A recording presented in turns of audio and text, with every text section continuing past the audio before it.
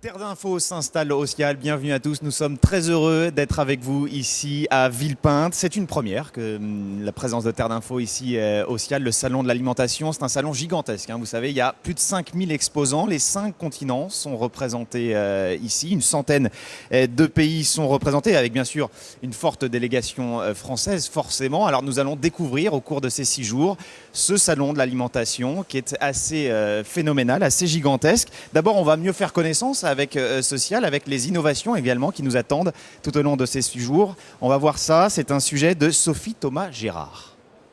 C'est un salon qui rassemble 5500 exposants venus du monde entier, dont une très forte présence française sur le salon avec 1300 sociétés qui sont là pendant les 5 jours du salon.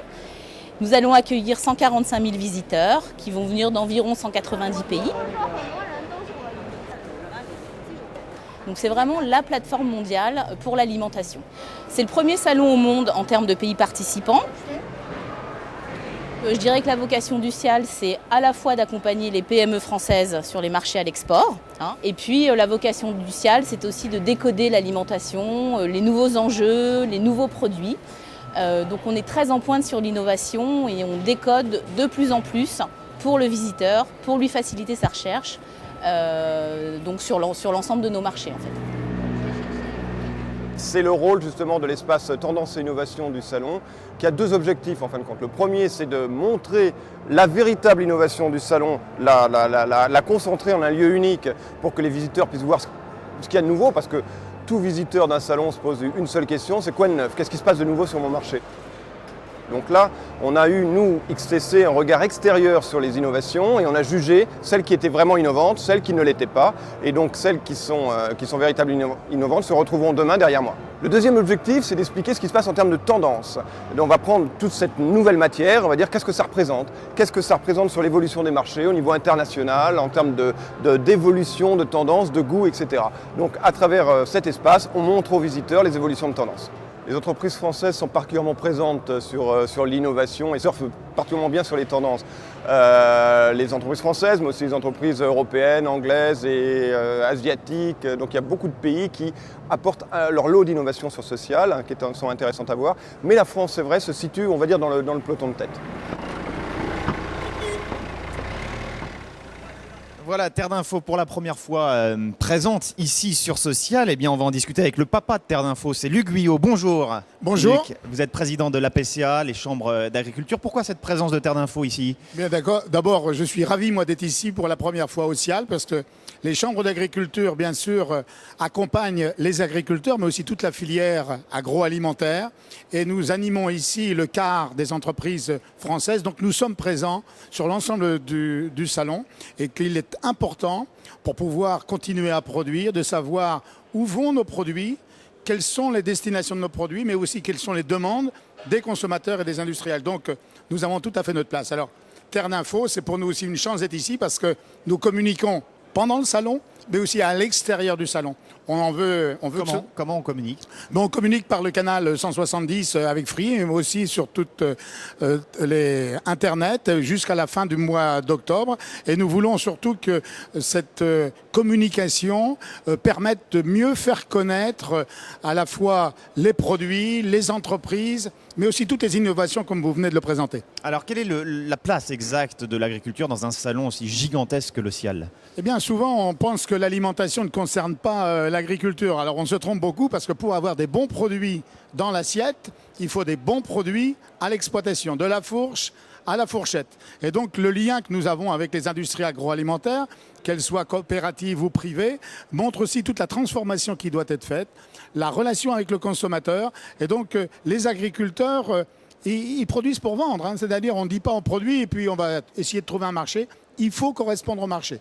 Et il est vrai qu'il y a une évolution considérable depuis quelques années où les agriculteurs sont de plus en plus attentifs à la demande du consommateur. La qualité, toujours la qualité.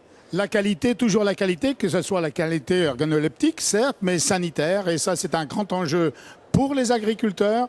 Ils font bien, ils veulent faire encore mieux, mais il faut que ça suive toute la filière. Donc, dans le cadre de l'alimentation, il n'y a pas les agriculteurs, les entreprises agroalimentaires, les distributeurs, c'est toute la filière. C'est une chaîne, il y a complémentarité. Complémentarité, et si un maillon faible, c'est très dangereux pour le consommateur. Alors donc nous travaillons en permanence avec le consommateur. C'est d'ailleurs une des raisons pour lesquelles moi je dis qu'il ne faut plus parler aujourd'hui de politique agricole commune, mais parler de politique alimentaire, agricole et territoriale commune.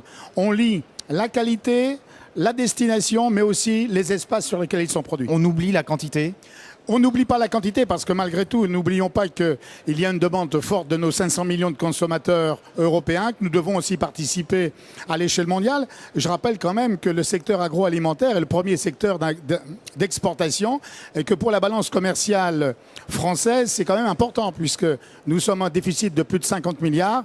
Mais s'il n'y avait pas les 10 milliards de plus qu'apporte l'agriculture, on serait en déficit. L'agriculture, on exporte plus qu'on importe et c'est plus 10 milliards. Plus 10 milliards d'euros par an. Par an. Ouais. Et dans le contexte actuel, c'est quand même important. Absolument. Luc Guyot, donc la présence des chambres d'agriculture ici, est-ce qu'il y a une présence particulière sur ce salon? Alors il y a la présence dans le cadre de Terre d'Info, mais bien sûr avec tous nos partenaires, que ce soit avec Sopexa ou avec d'autres structures. Et nous animons 300 entreprises qui sont ici avec un stand.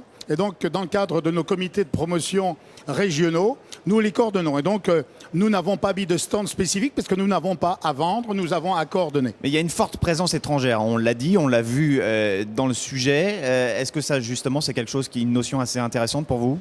Oui, c'est intéressant parce que ça nous permet de voir ce qu'ils font. On sait bien qu'ils nous agressent sur les marchés, mais comme j'ai dit, agressent. Oui, c'est le terme parce que vous employez. oui, parce qu'on est dans le marché là. On est vraiment. Il y a quand même des agressions sur certains produits. On est dans la concurrence. Dans la concurrence. Alors, mais on va dire simplement de la concurrence, mais. Comme j'ai dit tout à l'heure, si on fait 10 milliards d'excédent de la balance commerciale, on ne peut pas espérer faire 10 milliards simplement en exportant sans importer. Il y a de l'échange technologique, des produits. Les consommateurs demandent de plus en plus d'exotisme. Donc il faut pouvoir voir tout cela. C'est du donnant-donnant, quoi. C'est du donnant-donnant, mais il faut que les entreprises françaises soient très attentives parce que le quart des entreprises présentes ici sont des entreprises françaises. Vous pouvez le voir, vous le verrez, il y a des pays qui sont très très présents et très massivement, tels que la Chine ou d'autres produits. Bon, il y a matière à être optimiste quand même, de façon plus générale. Il y a matière à être optimiste, parce que comme je vous l'ai dit, nous sommes une industrie agroalimentaire de la production à la consommation qui est un fleuron de la France. Je rappelle simplement les 10 milliards, c'est 150 Airbus. Hein. Alors on parle beaucoup de l'Airbus, mais il ne faut pas oublier de parler de l'alimentaire. Et puis chaque jour, des millions de consommateurs ont une relation avec les produits, donc avec l'agriculture. Donc l'intégration agriculture-alimentation est quelque chose d'encore plus vital pour demain. 10 milliards d'euros, donc c'est le chiffre du jour, le solde de la balance excédentaire que l'on doit à l'agriculture. Merci beaucoup Luc Guyot, bon Merci salon à à vous vous. aussi.